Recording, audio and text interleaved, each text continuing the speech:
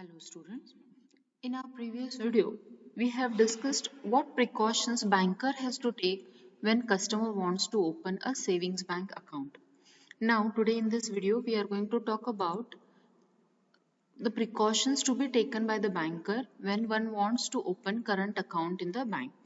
Some points are same, explanation which has to be written, which has to be given under these points, it is same.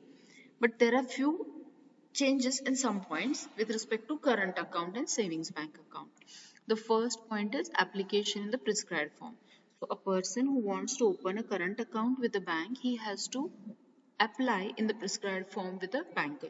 Usually the banker provides the form, everything will be written and the customer has to sign that form and submit that form to the banker. Introduction of applicant.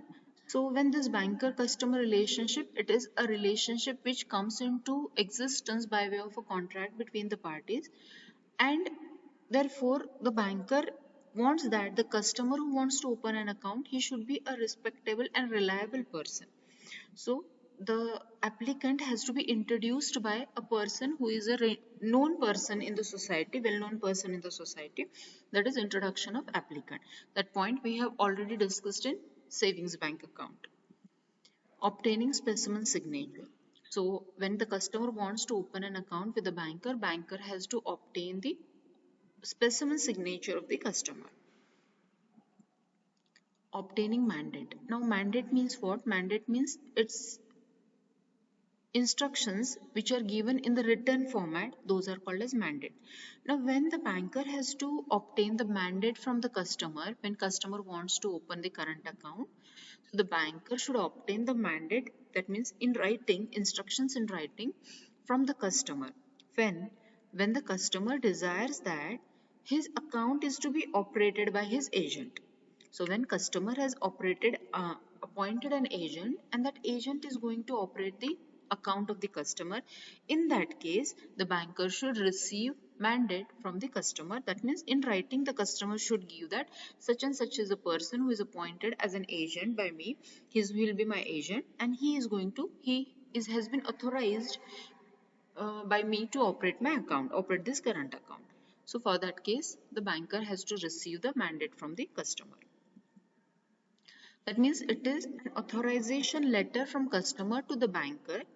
The banker should also obtain specimen signature of the agent also. So customer is authorizing his agent to operate his account and the banker should get the specimen signature of that agent also. Now the next step is receiving initial deposit to open an account.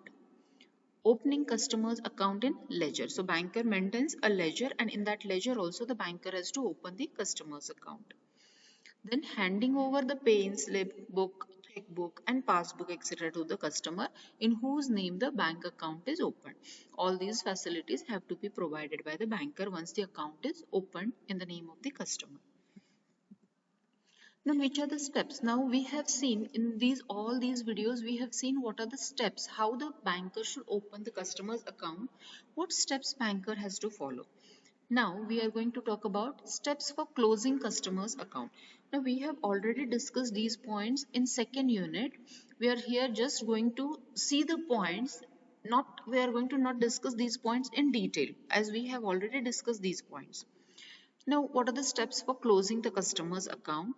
So the first step is suspension of account. That account of the customer will be suspended.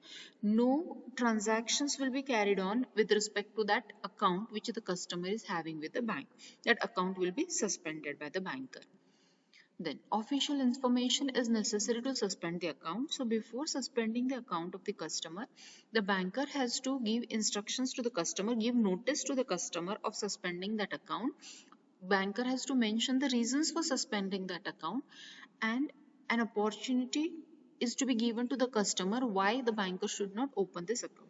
If the banker will immediately suspend the customer's account, it will create inconvenience to the customer, and for that sake banker has to give a notice to the customer when banker wants to suspend customer's account. Then notice of customer's death. Account has to be immediately suspended when when the banker receives the notice of customer's death. So banker has to see that the information, the source of the information is reliable, and then only the banker will suspend, stop the operations of that account of the customer regarding whose death the banker receives the news of the death of that customer. So after that, the banker has to, legal representative should approach the bank and they have to give the evidence or proof of that they are the legal representatives of the customers, deceased customer, and then the account, whatever amount will be there in that account, that has to be given to those legal representatives of the deceased customer. Then, notice of customer's insanity. So when the customers become insane, immediately the banker has to stop the operations of that account. Notice of insolvency of the customer or winding up of the company. So when the banker receives that particular customer has become insolvent, in that case, immediately banker should stop the operations of that account, and the proceeds of that account will be transferred in the name of the official liquidator or official receiver who is appointed by the court. In case of winding up of the company also, the banker should immediately suspend the account of that company which the banker is having with it. Then notice of assignment. Notice of assignment when customer transfers full amount in the name of another account, in the name of another person, or in the same name of the same customer. He has an account with another bank. He transfers all the balance in the name of that account, in that account, or in the name of some other person. In that case, it is called as notice of assignment. It is a sign that banker wants to close the account, customer wants to close the account which he is having with the banker.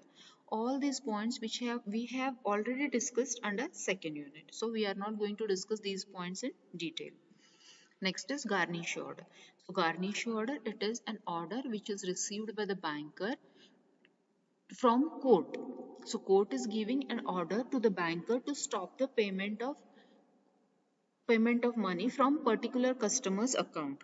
So that customer is the debtor and creditor has filed a case against that debtor in the court of law, and judgment has been given by the court, and court gives an order to stop or suspend the account of the particular customer who is the judgment debtor.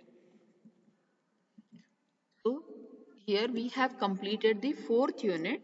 From next video we are going to start with fifth unit. Thank you.